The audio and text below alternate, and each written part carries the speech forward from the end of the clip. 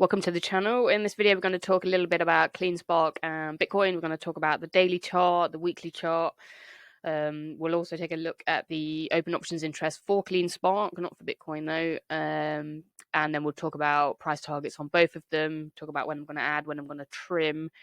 We'll have a quick look at some news. I don't think there's too much news out whilst I was away, so we'll talk about some other topics if there's no news available, and we'll take a quick look at what's coming up on the macro calendar. Other than that, you can check out my live portfolio over on eToro. The link for that is in the description down below.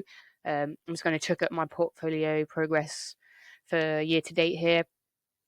Okay, moving on to the daily chart for CleanSpark then, we've kind of got this really nice range forming here from $10 to, well, a low of kind of 8. Not much has really changed. We're still in that range, but we are building a very nice volume shelf here, which I really like. And it's tried to push over the volume shelf above it, but it's not really had much look. That does give us a bit of resistance confluence there. But I think the main thing here is, we've talked about this a few times, I don't think CleanSpark's going to make its mega move until Bitcoin starts making this mega move. There's definitely a lot of capitulation going on here, especially with the price of Bitcoin. I think what people are failing to recognize is that the longer price stays in these ranges, the better the upside will be. So whilst a lot of people are getting really frustrated that Bitcoin's just kind of chopping around in its flag or wedge or whatever you want to call it, when it does break out, it's going to have a lot more energy. It's going to have a much better foundation for that price to launch from. And psychologically, that does give us a much better move at the end. So kind of short-term resistance on this one's going to be that next volume shelf where we kind of previously stuck before at 1060-ish area. And then the bull market band of Fibonacci, they're going to be really good confluence as well. So I would expect some kind of a push up to there and then maybe a stall out whilst we, get some energy ready for this big volume gap here. The price is going to move very fast through that when it gets up the energy. And that does get us to this super volume shelf here. It's a bit good to see this one fail right back here at the end of July. Beginning of August it happened, but I mean, I've been buying this dip very aggressively. It's now one of my larger positions in my live portfolio on eToro.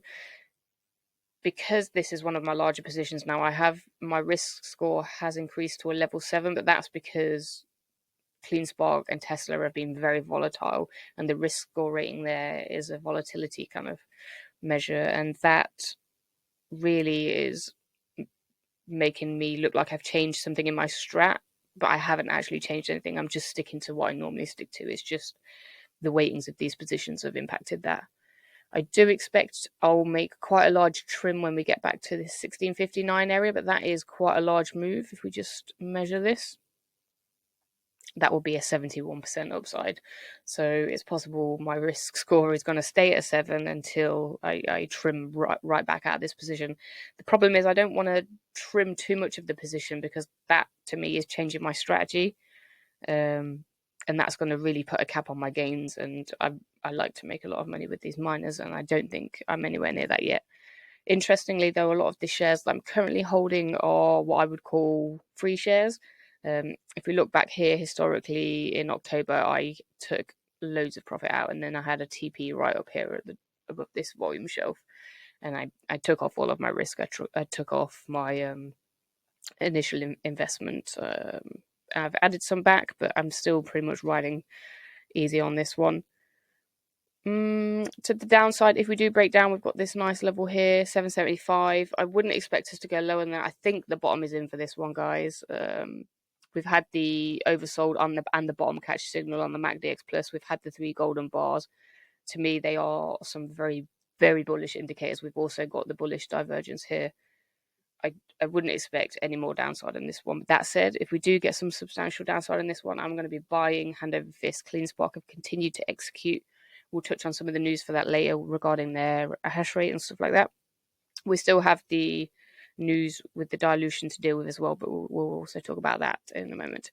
My price targets for this one, we've still got the gap fill there at 1350. We talked about that one as well.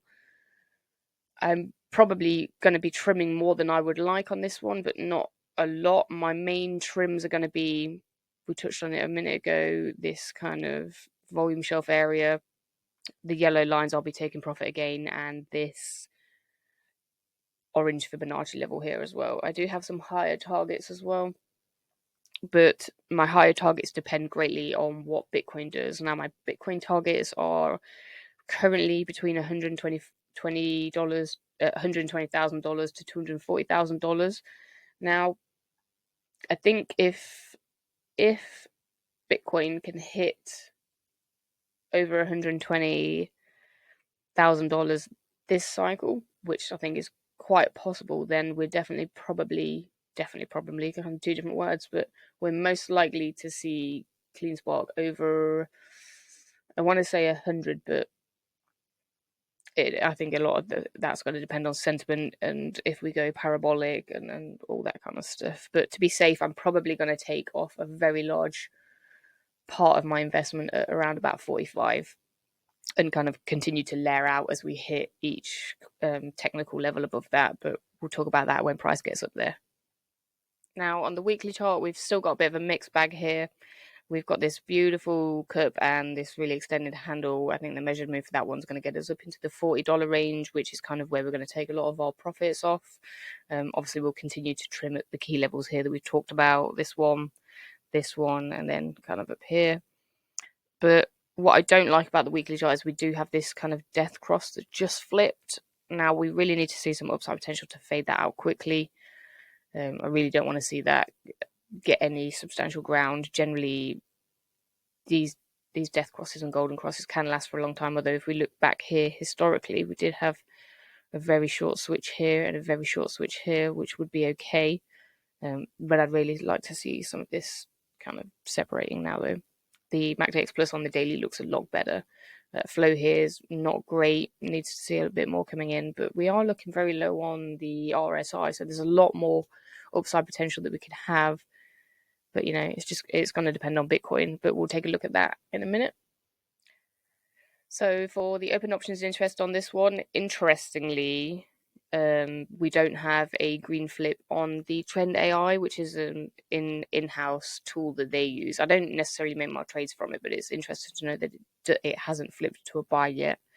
I think it probably trigger when we make a new high out of this area.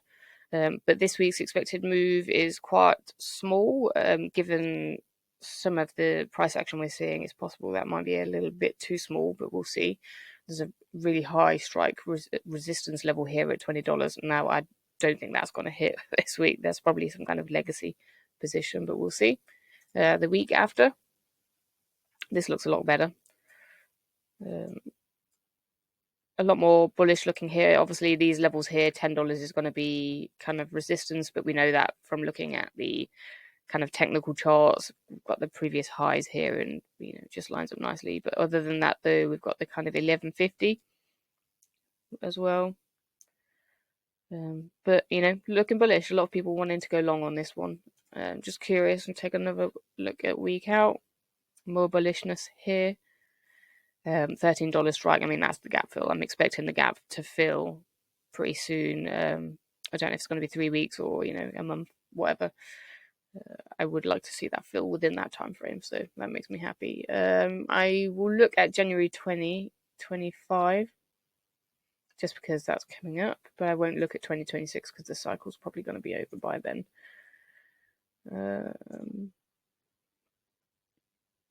Okay, so let's look what people are thinking for the end of the year on this one.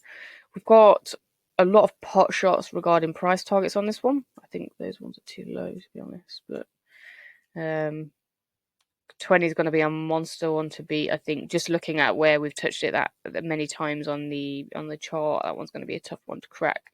But as well, when we get into that kind of 1450 area, that one's going to be a bit hard as well.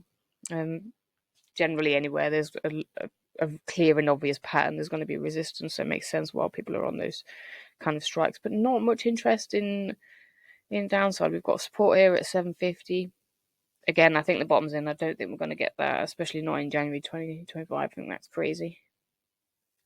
just a couple of bits of news on the CleanSpark side. Last week, in my last video for CleanSpark and Bitcoin, I talked about trimming the miners because they looked like they were getting a bit spicy. We executed those trims and price did come down and we've scaled back in. Now, MicroStrategy since then, this is the old chart from last week, has pumped again. So we've started a new round of trims on that one with the expectation that it will have a back test on that red line there.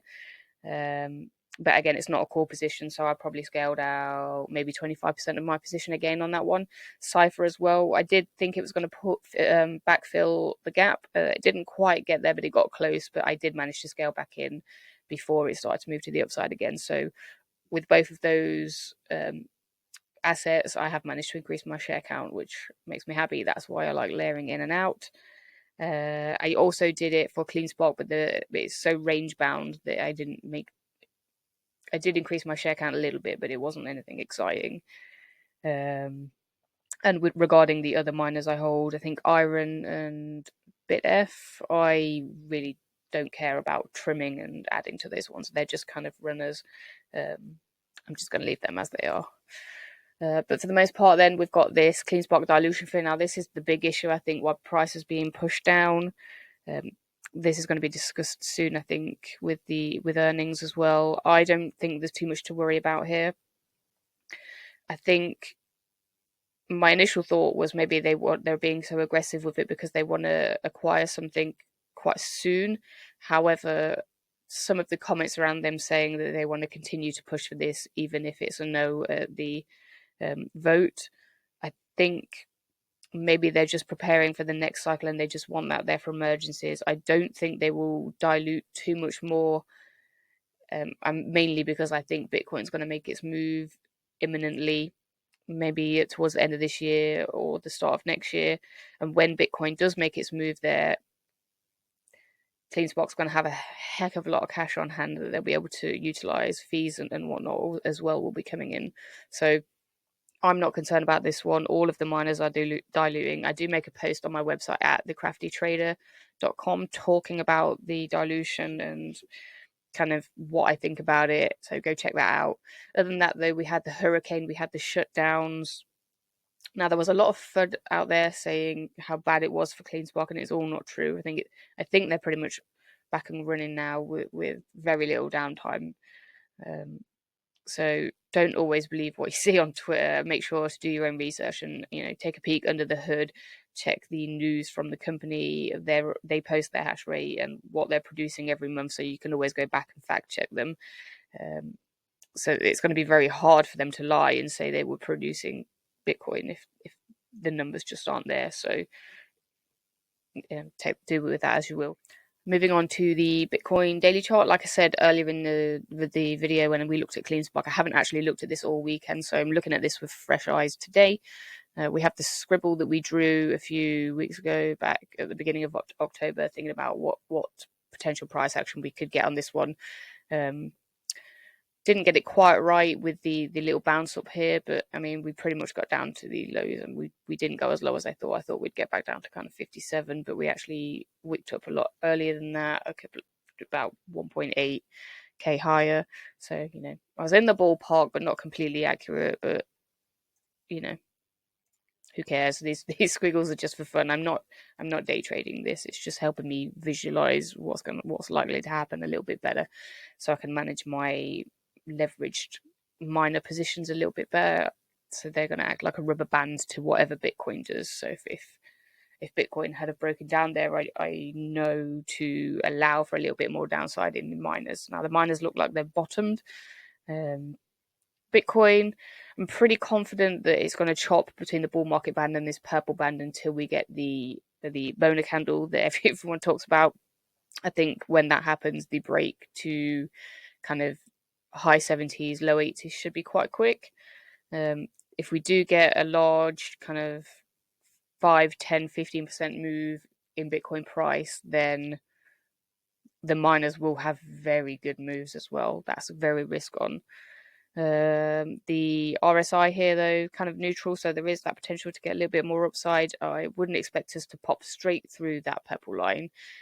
I think it's going to happen kind of like we did back here. We kind of play around with it for a little bit. We had the wicks down. Now, I thought we were going to break out of it at this one because we'd had the nice back test. We stored a bit of energy, but we broke off there. But I mean, talk about it all the time. The longer a pattern is respected or a resistance is respected, the more aggressive the breakout will be on the other side, which is always great to see. So a lot of people are moaning that, you know, it's not doing anything, it's just kind of stable. But in reality, price has been, whilst on the face of it, the moves have been quite large and volatile, the range that it's respecting is quite clear. This golden Fibonacci at 57k, yes, we've had some wicks below it, but the price has moved quickly above it, so we know we've got a lot of buyers in that area, a lot of accumulation going on. And the kind of top side here at kind of 70k. So I forgot what I was trying to talk about, but anyway, when we do break out, that move's going to be great. And this price action, if you're not going to trade it, it's great to buy in these areas. I don't think this looks bearish at all. The MACDX Plus, Golden Cross is still active, diverging a little bit. Love to see it. Retail's washed out again. I think a lot of the shorts will need to get wiped out soon. I think there's a lot of capitulation going on. So we've taken the liquidity from some of the longs by whipping down here. I thought we'd take out more and go a bit lower, but it hasn't happened. Let's take a look at the weekly though. As you can see, we're approaching my kind of kill box areas on this one. I talk about my Bitcoin thesis on my website at www.thecraftytrader.com. You can access that for free. All you've got to do is register for the website. But I talk about not just using price action for kind of predicting when Bitcoin's going to roll over, but you need to be looking at multiple indicators and also consider time, because historically Bitcoin makes its move and it rolls over in the orange, red, and the darker red areas. And for me, I don't want to take any risk. I want to catch the meat of a move. So this, as soon as I sniff any kind of red flags on the indicators that I'm using, and that happens within these timeframes, then I'm probably going to start layering out of all of my positions. That includes miners, most of my Bitcoin, probably a big chunk of my Ethereum. I use that for DeFi, so not as much as I will be Bitcoin, but probably a bunch of Solana as well. I love the technology. I love what it's doing. But I don't want to marry these assets. I want to make my money and I want to get out. The opportunity here is amazing. But the volatility is what creates the opportunity. So I don't really want that to change, but I also don't want to bag hold for 3.5 years. So bear that in mind. Last but not least, we've got the economic data today. Yesterday was Sunday, so there was nothing to go through that for the data then, but we did have, today we've just got more speeches. I'm not going to listen to any of these speeches. I've listened to enough of them. They all say the same thing. So that's it on the news front. If you enjoyed this content, feel free to give me a like, share it with your buddies, subscribe to the channel, and I will see you tomorrow for Tesla Tuesday.